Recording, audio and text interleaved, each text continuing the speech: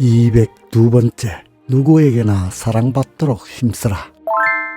누구에게서나 호감받는 인간이 되라. 세상에는 자신의 판단으로 행동하지 않고 남에게 휘둘려 살아가는 사람이 많다. 사람의 견해도 마찬가지다. 좋지 않은 이야기를 들으면 금방 믿어버린다. 믿을 수 없는 이야기라도 상대에게 안 좋은 소문일수록 진짜로 여기는 경향이 있기 때문이다. 이 세상에서의 성공과 명성은 사람들 존경을 받느냐 못 받느냐로 결정된다. 올바른 행동만 하면 된다고 여기는 사람도 있지만 그것만으로는 부족하다. 사람들의 호감도 얻어야 한다. 상대를 기쁘게 하기 위해서는 특별한 수완이 필요 없지만 그것을 통해 얻는 것은 매우 크다. 사람들의 친절도 말로 살 수 있다. 세계라는 집에 있는 도구 가운데 쓸모없는 물건은 하나도 없다. 어떤 물건이든 1년에 한 번쯤은 필요해질 때가 있어 때로 생각지 못한 도움을 줄 수가 있는 것이다. 남의 소문을 떠들어대는 험담꾼의 말 속에도 결국 인간의 주관적 감정이 들어가 있는 것이다.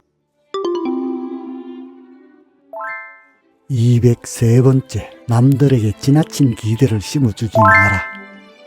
일을 시작할 때는 남들이 자기에게 지나친 기대를 걸지 않도록 조심하라. 상대가 지나치게 기대하면 그만큼 실망도 크기 쉽다. 상상한 대로 되지 않는 게 바로 현실이다. 머릿속으로는 잘 되리라고 여겨진 일도 실제로 시작하면 어염투성이다. 상상의 소망이 보태지면 현실과 동떨어진 기대심이라는 게 생긴다. 그러면 현실에서 아무리 좋은 결과가 나와도 사람들이 기대를 만족시키지 못했다는 찜찜한 기분이 된다. 훌륭히 마무리 지은 일도 기대가 어긋났다고 생각하면 실망하게 되고 더욱이 칭찬받기란 하늘의 별 따기다. 이렇듯 현실과 기대의 차이를 만들어내는 것이 바로 희망이다. 온갖 지식을 동원해 희망의 제동을 걸어라. 그러면 기대한 이상의 기쁨을 얻게 되리라. 처음에는 사람들의 호기심을 자극하는 정도로만 시작하는 게 좋다. 사람들의 기대를 결코 부추기지 마라. 기대한 이상의 좋은 결과가 현실에 일어나면 사람들은 환호할 것이다. 그러나 나쁜 일에서도 이 방법을 그대로 적용되는 것은 아니다. 재난이 닥쳤을 때에는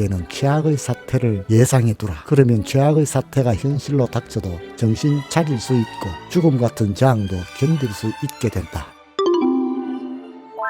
심각한 불행에 빠지지 않기 위한 가장 확실한 방법은 굉장히 행복해지기를 바라지 않는 것이다. 즐거움, 재산, 지위, 명예 등에 대한 자신의 욕구를 완전히 절제할 수 있도록 낮추는 것이다.